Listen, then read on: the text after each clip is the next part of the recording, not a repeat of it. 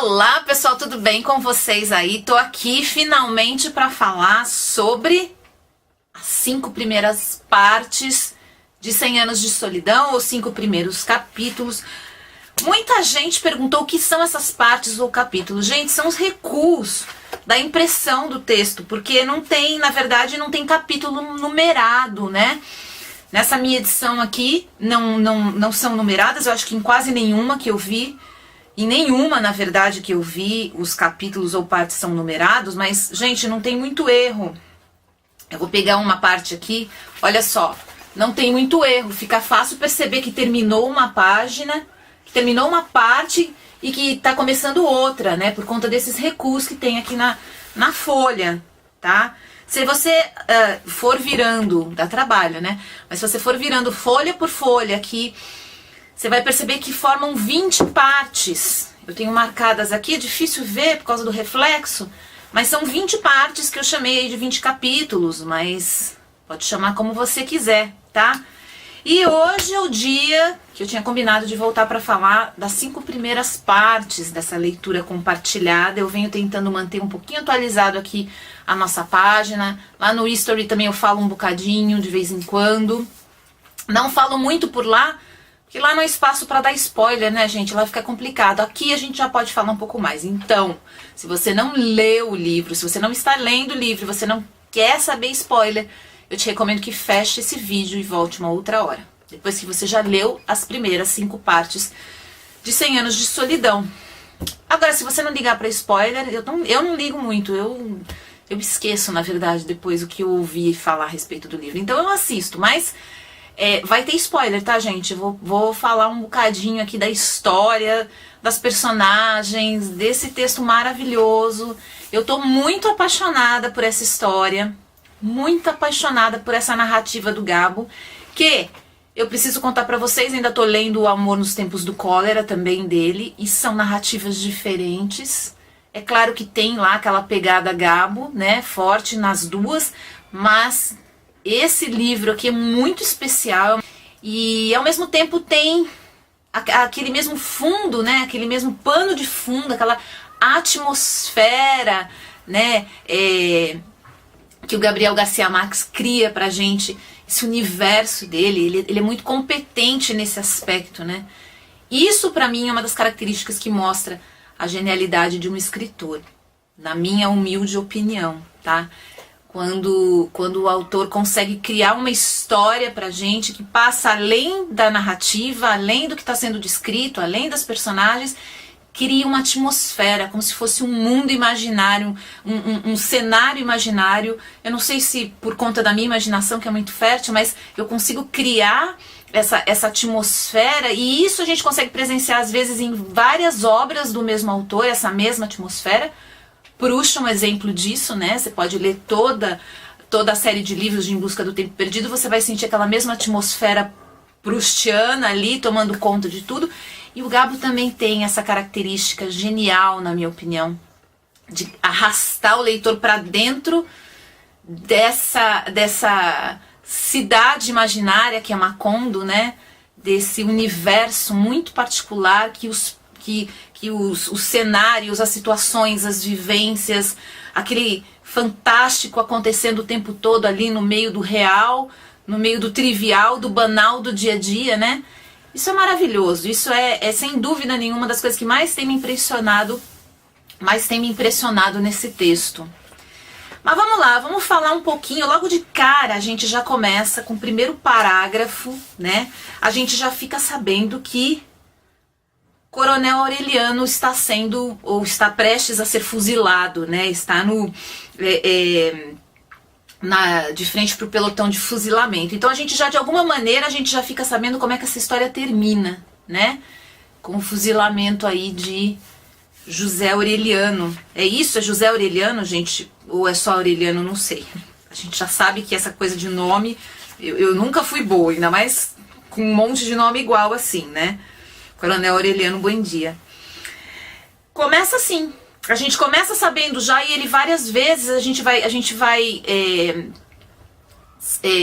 ser relembrado desse momento em que ele está diante do pelotão de fuzilamento, né? Principalmente nesses primeiros 5 capítulos aqui, em vários momentos esse narrador em terceira pessoa, ele vem e relembra a gente que o coronel Aureliano está sendo fuzilado lá no começo da história, né? E todo o processo de lembrança dele acontece, dispara nesse momento. Quando a gente é convidado a conhecer a história de Macondo, a gente de alguma maneira também parece que está sendo convidado a conhecer a história da América Latina, né? Isso é muito bonito, isso não é uma coisa muito difícil de você pegar no texto, de você sentir no texto essas relações, na verdade, que ele cria, essas associações com a descrição dos personagens. A gente conhece muito, por exemplo, da mulher latina, do homem latino, né, do pai, da mãe, das vivências dentro de uma família, da importância da família, né, de como muitas vezes a organização familiar supera, né, todas as outras existentes na região, inclusive o próprio governo, né? E é muito interessante no decorrer do texto, né, principalmente quando a gente observa a descrição desses personagens, o quanto a gente acaba se identificando, né? A gente brasileiros aí, o quanto a gente se identifica muito com grande parte dessas descrições. E eu volto a falar uma coisa que eu disse lá no vídeo de abertura, né? O quanto esse fantástico é, na verdade, a vida real para muitas pessoas. O próprio Gabo fala isso, né? Que o que ele descreve aqui nesse livro não é nada além da realidade, não tem nada de fantástico.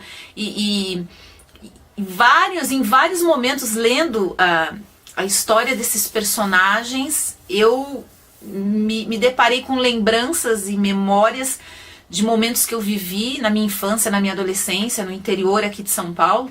Eu sei que muita gente vai se lembrar e também fazer relações nesse tipo de histórias que a gente ouvia, que a gente ficava sabendo, enfim, que tinham um fundo muito parecido com isso que é chamado aqui de realismo fantástico, né? E o quanto a gente acreditava nessas histórias, o quanto a gente via as evidências dessas histórias acontecendo o tempo todo ao nosso redor.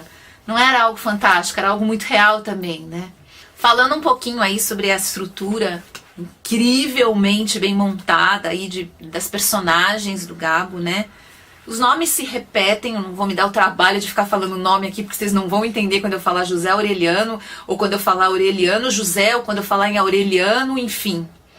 As mulheres têm nomes diferentes, né? É engraçado isso. Os homens todos têm nomes iguais, as mulheres ainda têm.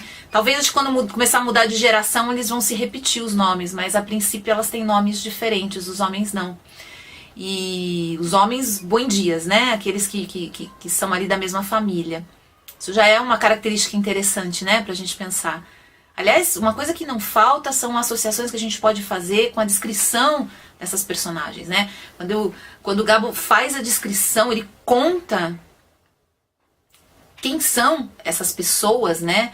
Quais são as particularidades dela, quais são as experiências, as emoções, as vivências, o impacto delas dentro da família e dentro da comunidade.